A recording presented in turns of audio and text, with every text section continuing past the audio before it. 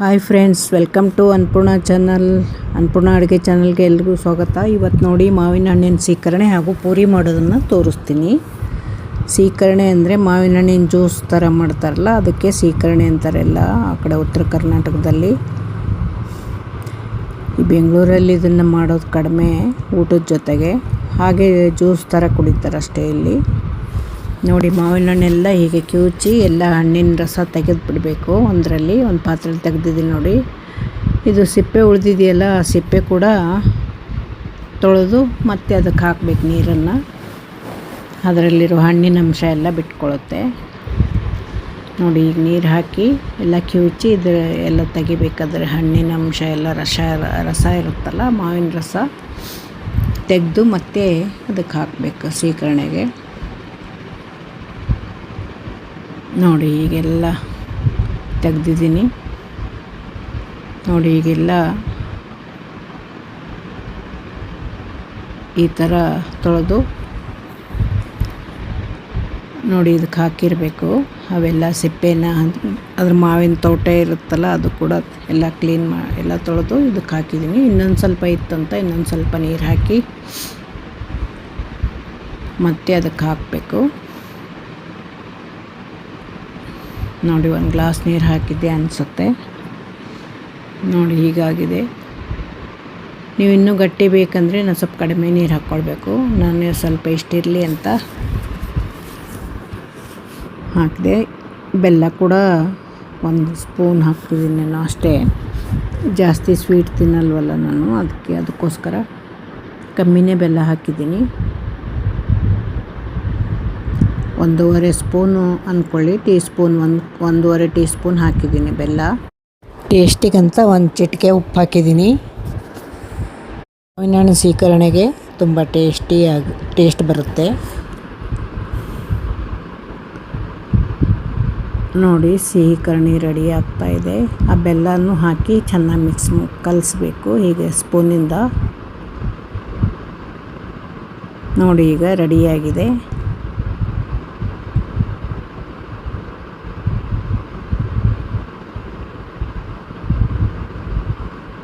ನೋಡಿ. ಇದಕ್ಕೆ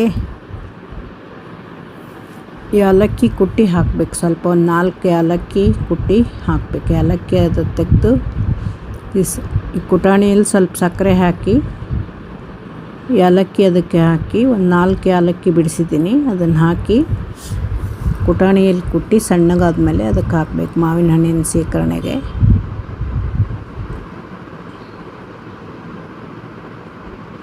ನೋಡಿ. ಸಣ್ಣಗಾಗಿದೆ ನೋಡಿ. ಈಗ ಇದನ್ನು ಮಾವಿನ ಹಣ್ಣನ್ನು ಸೀಕರಣೆಗೆ ಹಾಕ್ತೀನಿ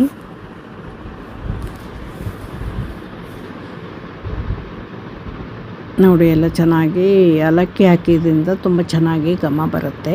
ಇದಕ್ಕೆ ಗೋಡಂಬಿ ದ್ರಾಕ್ಷಿ ಹಾಕೋದಿಲ್ಲ ನಾವು, ಅದನ್ನೇನು ಹಾಕೋ ಅವಶ್ಯಕತೆ ಇಲ್ಲ ನೋಡಿ. ಈ ಥರ ಜ್ಯೂಸ್ ಥರನೂ ಕುಡಿಬೋದು ನೀವು. ಒಂದು ಸ್ವಲ್ಪ ಸುಮ್ಮನೆ ಟೇಸ್ಟ್ ನೋಡಿದೆ ಸ್ವೀಟ್ ಹೇಗಾಗಿದೆ ಅಂತ. ಪರವಾಗಿಲ್ಲ, ಸ್ವೀಟ್ ಜಾಸ್ತಿ ಆಗಿಲ್ಲ. ನನಗೆ ಬೇಕಾದಾಗೆ ಸ್ವೀಟ್ ಸ್ವಲ್ಪ ಕಡಿಮೆನೇ ಆಗಿದೆ, ಪರವಾಗಿಲ್ಲ ನೋಡಿ. ಚಪಾತಿ ಹಿಟ್ಟು ನಾದಿಟ್ಟಿದ್ದೀನಿ. ಪೂರಿ ಚಪಾತಿ ಹಿಟ್ಟಿನ ಅದಕ್ಕೆ ನಾದಿಟ್ಬಿಡಬೇಕು. ಪೂರಿ ಹಿಟ್ಟು ನಾದಿಟ್ಟಿದ್ದೀನಿ ನೋಡಿ ಆಗಲೇ. ಈಗ ಪೂರಿ ಮಾಡ್ತೀನಿ ನಾನು. ಮೊದಲಿಗೆ ಒಂದು ಬಾಣಲೆ ಇಟ್ಟು ಅದಕ್ಕೆ ಎಣ್ಣೆ ಹಾಕಿ ಎಣ್ಣೆ ಕಾಯಕ್ಕಿಟ್ಟಿರ್ತೀನಿ. ಈ ಕಡೆ ಪೂರಿ ಮಾಡ್ತೀನಿ ನಾನು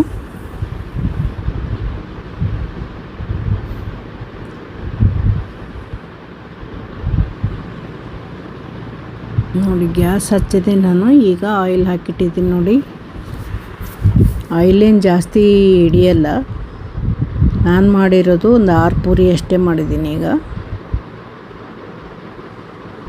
ಬಿಸಿ ಬಿಸಿ ಪೂರಿ ಮತ್ತೆ ಮಾಡೋಣ ಅಂತ ಹಾಗೆ ತೆಗೆದಿಟ್ಟಿದ್ದೀನಿ. 6 ಪೂರಿ ಮಾತ್ರ ಈಗ ಮಾಡ್ತಾಯಿದ್ದೀನಿ ನೋಡಿ.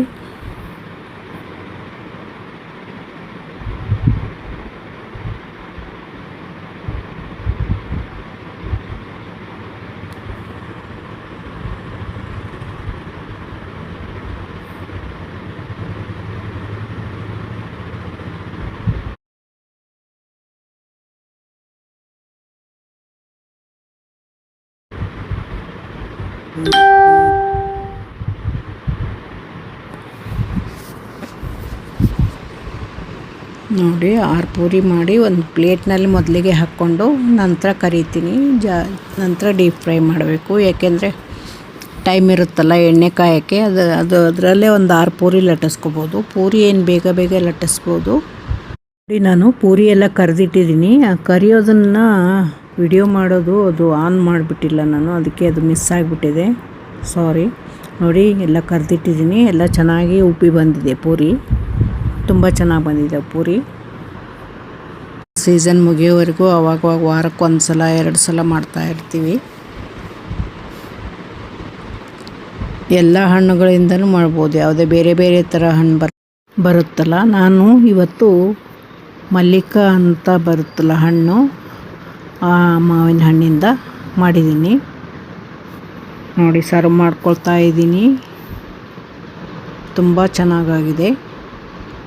ನೀವು ಒಂದ್ಸಲ ಈ ರೆಸಿಪಿನ ಟ್ರೈ ಮಾಡಿ ನೋಡಿ. ತುಂಬಾ ಈಸಿ, ಮಕ್ಕಳಿಗೆ ಕೂಡ ಇಷ್ಟಪಟ್ಟು ತಿಂತಾರೆ. ದೊಡ್ಡವ್ರಿಗೂ ಇಷ್ಟ ಆಗುತ್ತೆ, ಮಕ್ಕಳಿಗೂ ಇಷ್ಟ ಆಗುತ್ತೆ. ನೋಡಿ 6 ಪೂರಿ ಚೆನ್ನಾಗಿ ಉಬ್ಬಿದ್ದು ಎಷ್ಟು ಚೆನ್ನಾಗಿ. ಅದು ಅದು ಆನೇ ಮಾಡಿರಲಿಲ್ಲ ಕ್ಯಾಮ್ರಾ, ಅದಕ್ಕೋಸ್ಕರ ಅದು ಪೂರಿ ಕರಿಯೋದು ಬಂದಿಲ್ಲ. ನೋಡಿ ಇದು ಈಗ ಶೀಕರಣೆಯನ್ನು ಹಾಕ್ಕೊಳ್ತೀನಿ.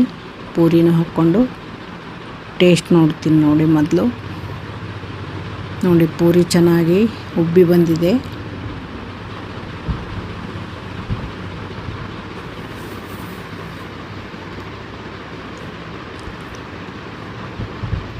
ಪೂರಿ ಜೊತೆಗೆ ಶೀಕರಣೆ ಮಾಡಿದರೆ ಶೀಕರಣೆ ತುಂಬ ಚೆನ್ನಾಗಿರುತ್ತೆ ಪೂರಿ ಜೊತೆಗೆ.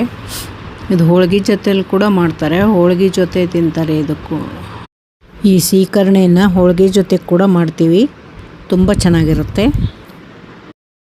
ನಾನಿವತ್ತು ಪೂರಿ ಜೊತೆ ಮಾಡೀನಿ. ಕೆಲವರೆಲ್ಲ ದೋಸೆ ಕೂಡ ಮಾಡ್ತಾರೆ, ಗೋಧಿ ಹಿಟ್ಟಿನ ದೋಸೆ ಕೂಡ ಈ ಶೀಕರಣೆ ಮಾಡ್ತಾರೆ.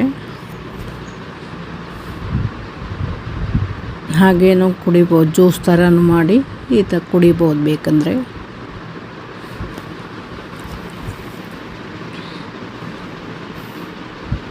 ತುಂಬ ಆಗಿರುತ್ತೆ ಇದು, ಎಲ್ರಿಗೂ ಇಡಿಸುತ್ತೆ. ಮಕ್ಕಳಿಗೂ ತುಂಬ ಇಷ್ಟಪಟ್ಟು ತಿಂತಾರೆ, ದೊಡ್ಡವ್ರಿಗೆ ಕೂಡ ಇಷ್ಟ ಆಗುತ್ತೆ.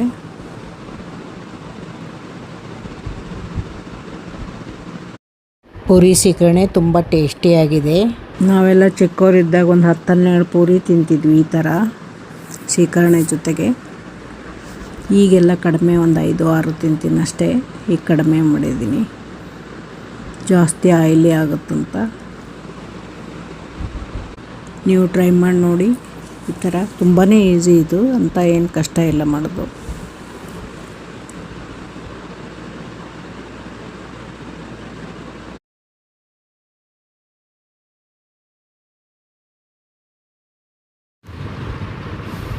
ನೋಡಿ ತುಂಬಾ ಟೇಸ್ಟಿಯಾಗಿದೆ.